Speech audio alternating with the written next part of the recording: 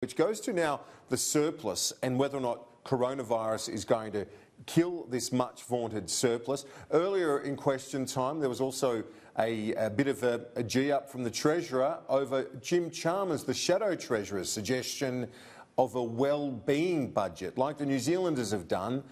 And have a look at the way Josh Frydenberg characterised Jim Chalmers' idea of a well-being budget. Have a look.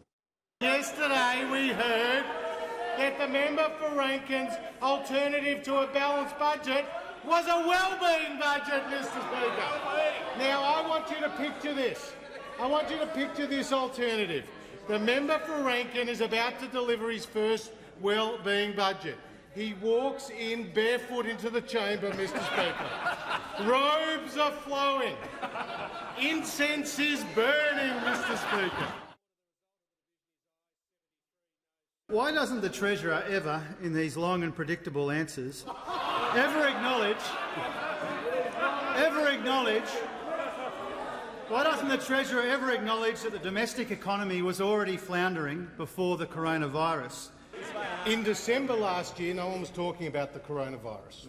But what happened to unemployment? It fell to 5.1%, Mr Speaker. It fell to 5.1%.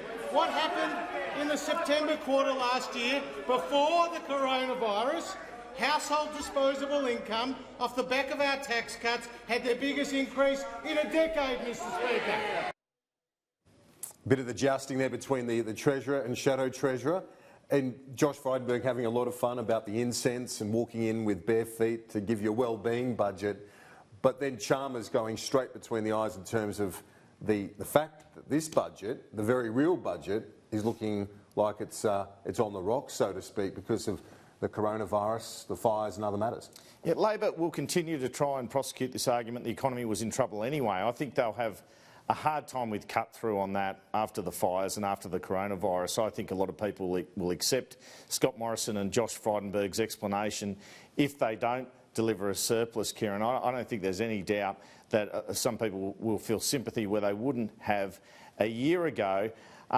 It's interesting. Certainly all the talk to me has been around the fact the surplus is in real trouble, but the recession word, no. The senior government figures are optimistic they can stave off a dreaded recession. Of course, that's 2 quarters of negative economic growth. The next figures due out of the December quarter, it's been put to me it's highly unlikely that would be negative. March quarter very much could be negative with the travel ban going on, etc. June quarter, it would be harder to see a negative figure at this stage, but let's see what happens. A lot of the budget situation, the economic situation, relies on the travel ban. I think events of recent days, reports in other countries suggest the travel ban will go on for some months now, so our economy will be in a fair bit of trouble because of that. The Prime Minister and Treasurer keep pressing the argument that they've managed the economy to the extent that it wouldn't be as bad as ordinarily wouldn't have been. I think we have to say that Prime Minister Scott Morrison's had a torrid summer over his handling of fires, handling of a lot of political issues, but when it comes to the coronavirus, he's handled it very well indeed. And that involves putting in that travel ban early, making the big call on it. It's clear from the infection in other countries, Kieran, that was very much the right decision, a big call and a right call by the Prime Minister there. The government has handled that. I think even their worst critics would say that they've done that well in terms of the Christmas Island approach, the evacuation flights. Those that have been on those flights have thanked the government for their efforts in this regard. Now, one thing as well we should mention in terms of the surplus is the fact that basically the government had been crowing about being back in black, and so much so that there were still mugs on the Liberal Party website, back in black, and also this particular advertisement. Have a look. Well, g'day, I'm here with the Treasurer, and he's delivering his first budget, and it's going to be a cracker. We are back in the black.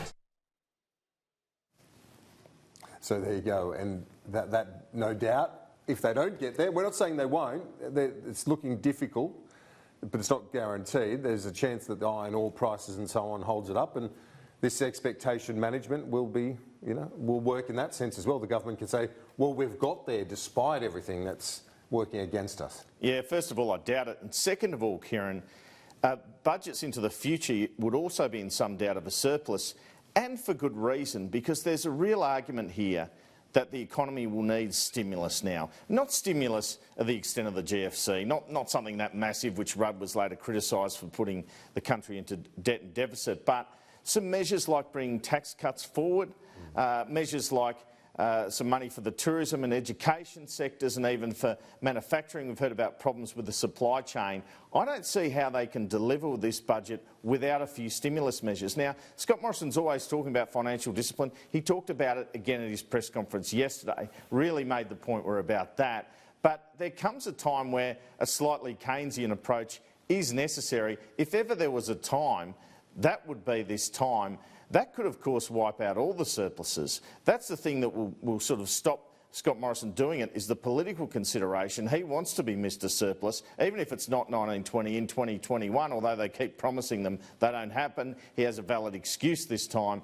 But that shouldn't come at the cost of the economy. Yeah. And if you don't provide that sort of stimulus, then you can look at the R word and be worried about it, and then the budget and everything will be in real trouble. And some major organisations, banks among them, were calling for tax cuts as of the end of last year, so well before these recent shocks. So it's been something that's been called upon for quite a while. There's also the prospect they could introduce an investment guarantee like Labor had promised to take to the election.